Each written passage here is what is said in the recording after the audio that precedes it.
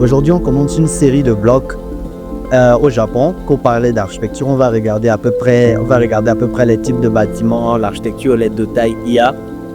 Et on va pas commencer par Tokyo, Osaka, Nagoya, Totoku. Non. On va commencer par la campagne, là où il y a les vraies choses, les petits calancels là. Voilà. Donc, on va commencer par une ville qui s'appelle Gifu-Hashima. Donc, je suis parti à Gifu-Hashima et je vous montre ça maintenant.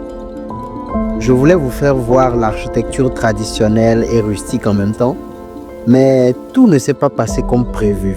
Je vous montre.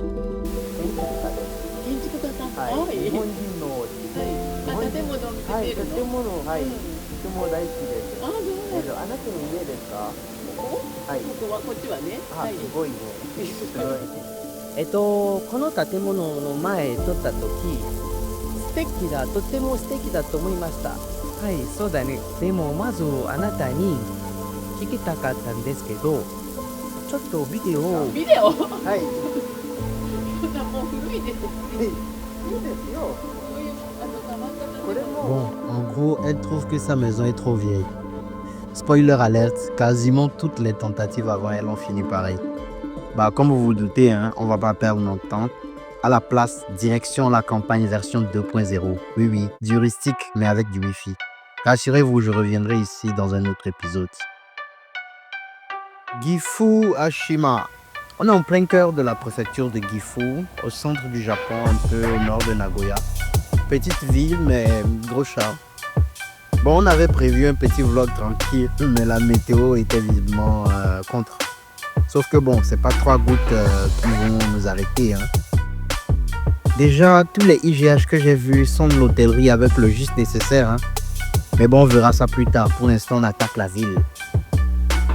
Quoique, on va attendre que la pluie se calme finalement. Hein. C'est parti. Donc, Gifu-Hashima, de ce que j'ai vu, bah, c'est une ville, hein, comme j'ai dit, petite, mais qui a son charme. Et désolé pour la voix off, hein. Bon, j'ai un peu souci avec mon micro, on va faire avec. Donc déjà, ce que j'ai vu, et comme dans toutes les villes japonaises que j'ai pu visiter jusque-là, il y a un soin particulier qui est mis sur toute la végétation, en tout cas le couvert végétal, et les fleurs qui sont bien taillées. Et comme on peut voir ici, il y a ce côté traditionnel, terre, chaleur qui revient. Donc ce bâtiment par exemple qui est recouvert, on a des tons vraiment chauds sur les bâtiments. Et bon, on peut retrouver ça partout et ça n'empêche pas qu'on a par exemple des bâtiments tout en béton, oui. Et comme je disais tantôt, là par exemple, on a de la végétation qui est bien traitée. Et je me suis arrêté sur ce bâtiment là parce que je l'ai trouvé tellement typique japonais. On a une très petite façade qui fait à peine, bon, avec mes yeux d'architecte, quand je regarde, on est à peine sur du 5 mètres, 5-6 mètres maximum de façade. Mais vous avez vu tout le bâtiment que c'est. Et en parlant de bâtiments étroits, regardez ces bâtiments-là aussi qui sont étroits. Pour dire qu'en fait, ils ont su vraiment optimiser l'espace au Japon. Et les espaces sont vraiment optimisés. Et à côté des espaces, c'est dire qu'on retrouve vraiment beaucoup de choses. On retrouve du traditionnel en même temps à côté. Et ça, c'est pas que qu'à Gifu-Hashima, hein, partout à Tokyo, Osaka, en tout cas dans toutes les villes japonaises. Là, par exemple, on a une architecture typique traditionnelle, si on peut dire comme ça, mais en même temps qui est à côté d'une architecture un peu plus moderne, quoi. Et comme je disais tantôt, pareil, on a vraiment un accent qui est mis sur la végétation. Là, par exemple, on a la chaussée qui est tout à gauche. On a une piste cyclable sur laquelle je marche là. Et ensuite, on a la piste piétonne. Donc, pour dire que tout est bien fait. Comme vous voyez, c'est propre. Hein. Là, c'est de l'autre côté de la voie où on a la chaussée qui est toujours à gauche, la piste cyclable qui est là. Imaginez un peu ce que ça peut donner, cette vue-là, ce qu'elle peut donner en automne, voilà, avec les sakuras et tout. En tout cas, c'est très beau. Voilà, là sur la voie piétonne, comme on peut voir, c'est bien traité. Hein. Bon, enfin, bien traité. C'est relatif, c'est un peu sauvage là. Bon, c'est vrai qu'il y a un peu moins de traitement ici. Mais en gros, vous voyez ce que je veux dire quoi.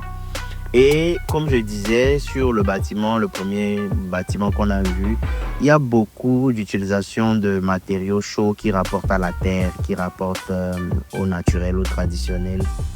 Et qui dit traditionnel, voilà, on a ces bâtiments-là qui sont traditionnels, mais qui se retrouvent, vous voyez par exemple celui-là, qui se retrouve au beau milieu en fait d'un quartier entre griffes moderne, quoi. Où voilà, ça casse un peu, il y a cette cassure-là qu'on a, où le bâtiment, il est traditionnel, oui, avec le bois et tout. Là, par exemple, on a une clinique, on a vraiment cette école-là. Et à côté, juste, on a cet élément traditionnel qui revient. Et c'est un peu comme ça un peu partout. C'est un peu comme ça un peu partout. On a un élément traditionnel qui est... Les éléments traditionnels dans l'architecture sont toujours présents. Ils sont toujours présents. Et là, par exemple, dans ce projet, vous voyez que les entrées sont inspirées en fait de ces temples traditionnels qu'on a vu tout à l'heure. C'est-à-dire que le traditionnel n'est pas quelque chose de rejeté, mais c'est quelque chose qui s'approprie en fait. Et qui marchent en fait, qu'ils conçoivent avec dans leurs différents projets. Je pense que l'une des forces de l'architecture japonaise, c'est le fait d'avoir assumé pleinement la présence de la tradition, de l'incorporer dans l'architecture. Et malgré la mondialisation qui prend de plus en plus de l'ampleur dans la société japonaise, la tradition reste assumée. Et ce n'est pas qu'à Gifu-Ashima. Là, je suis en train de rentrer chez moi, oui, bon. Ce vlog va s'arrêter là, mais en tout cas comme vous pouvez voir, c'est assumé partout, c'est assumé de partout et c'est ça qui donne cette architecture japonaise reconnaissable un peu partout sur la terre. C'est-à-dire que partout où on est sur la terre, quand on voit une architecture japonaise, on peut la reconnaître. Et donc vu que le micro ne marche pas bien, je vais vous laisser là. Je reviendrai à Gifu-Ashima, je reviendrai, je vais visiter aussi d'autres villes. Assurez-vous de rester abonné et de liker, de mettre des commentaires, de me dire peut-être la ville que vous souhaitez que je visite, que je fasse un vlog long. Comme ça, je ferai la vidéo pour vous.